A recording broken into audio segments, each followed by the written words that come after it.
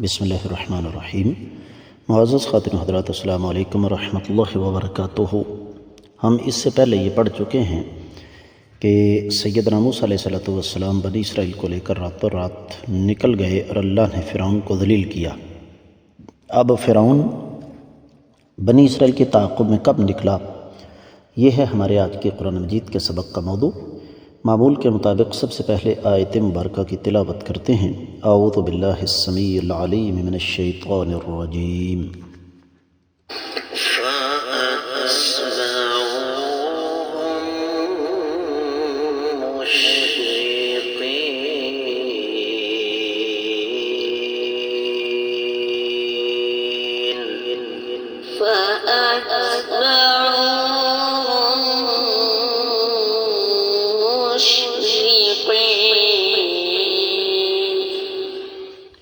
معزز خواتین و حضرات، رب کائنات کی پاکیزہ کتاب قرآن مجید پارہ ہے 19واں، سورہ مبارکہ کا نام الشعراء اور آیت مبارکہ ہے 60۔ رب کائنات ارشاد فرماتے ہیں فَأَتْبَعُوهُمْ، پس فرعون اور اس کے حواری تعاقب میں نکلے، مشرقین، سورج طلوع ہونے کے بعد۔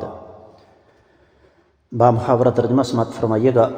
پس فرعون اور اس کے حواری سورج نکلتے ہی ان کے تعاقب میں نکل کھڑے ہوئے۔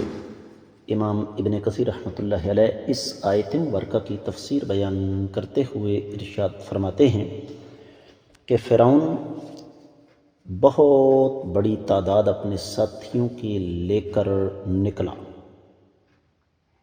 اور ان میں عمراء، وزراء، کبراء، رؤساء، فوجی کمانڈر، عام سپاہی، یہ سب کے سب شامل تھے۔ اور یہ بقول امام ابن کثیر رحمۃ اللہ علیہ اسرائیلی روایات ہیں کہ ان میں صرف جو سوار تھے گھوڑوں پر ان کی تعداد 6 لاکھ تھی، اور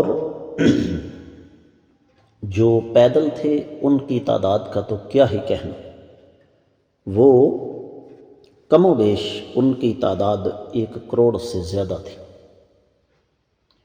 اور سیدنا کعب الاحبار رضی اللہ تعالیٰ عنہ سے نقل کیا ہے امام ابن کثیر رحمۃ اللہ علیہ نے کہ ان میں 8 لاکھ گھوڑے تھے اعلیٰ نسل کے، لیکن یہ بات بقول امام ابن کثیر رحمۃ اللہ علیہ درست نہیں ہے، اس لیے کہ یہ تمام کی تمام چیزیں اسرائیلیات سے ہمیں ملتی ہیں، اور اسرائیلیات قابل اعتبار نہیں ہیں۔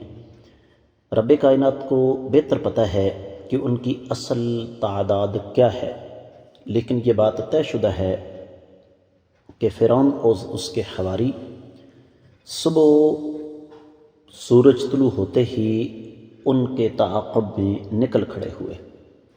دیگر کتب تفسیر کا جائزہ لیا جائے تو اہل علم کی ایک بہت بڑی جماعت، جن میں امام ابن جریر، امام بغوی، اور مادی قریب میں امام سعدی، اور پھر ابن عاشور التحریر والتنویر میں لکھتے ہیں کہ ابن عاشور تو خیر نسبتاً دور کی کوڑی لے کر آئے ہیں۔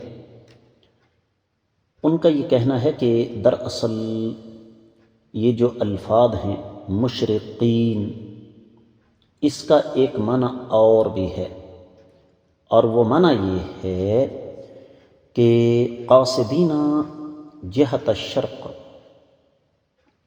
یہ مشرق سے ان کی طرف گئے تھے۔ اور یہ بات طے شدہ ہے کہ یہ معاملہ بحر قلزم کے کنارے پیش آیا۔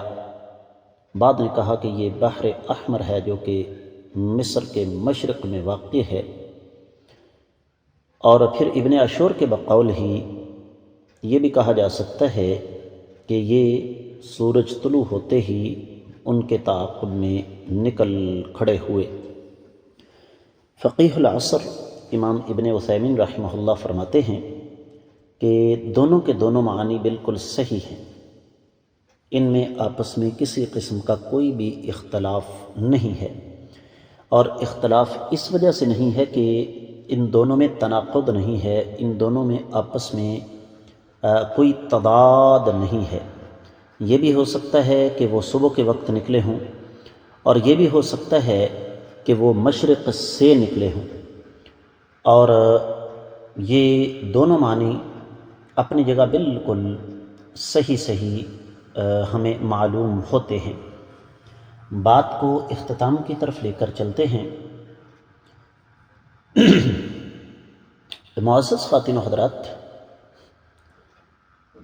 اہل علم کا یہ کہنا ہے، خاص طور پر وحت و تفسیر میں لکھا ہوا ہے، کہ بنی اسرائیل کا اس طرح فرعون کی اجازت کے بغیر نکل جانا، یہ دوسرے لفظوں میں اس کے لیے بہت بڑا جھٹکا تھا، اس لیے کہ وہ حکمران تھا، اپنے آپ کو رب کہلواتا تھا۔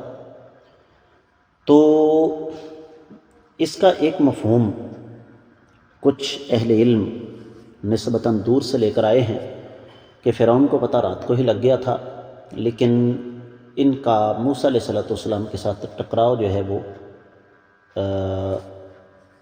صبح کے وقت ہوا، لیکن یہ بات درست نہیں ہے، اس بات سے اتفاق نہیں کیا جا سکتا، اس لیے کہ یہ بات ایک تو دلائل سے ثابت نہیں ہوتی، اور دوسری بات جو یہاں پر خاص طور پر سمجھنے والی ہے وہ یہ کہ کفر کا ابتدا سے لے کر آج تک یہ مزاج رہا ہے کہ وہ رات کو دیر تک جاگتے ہیں، صبح دیر سے بیدار ہوتے ہیں۔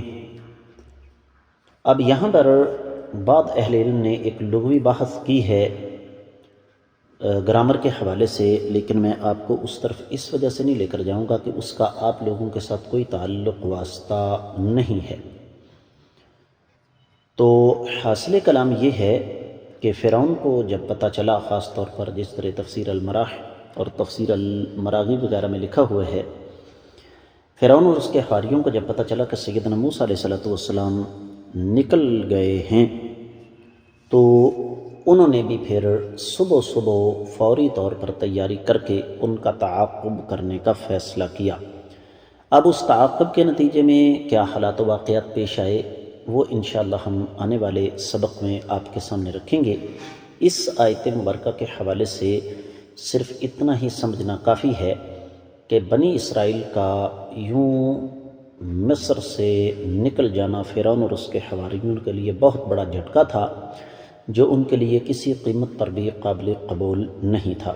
اس کے ساتھ ہی آج کے سبق سے اجازت چاہوں گا۔ السلام علیکم ورحمۃ اللہ وبرکاتہ۔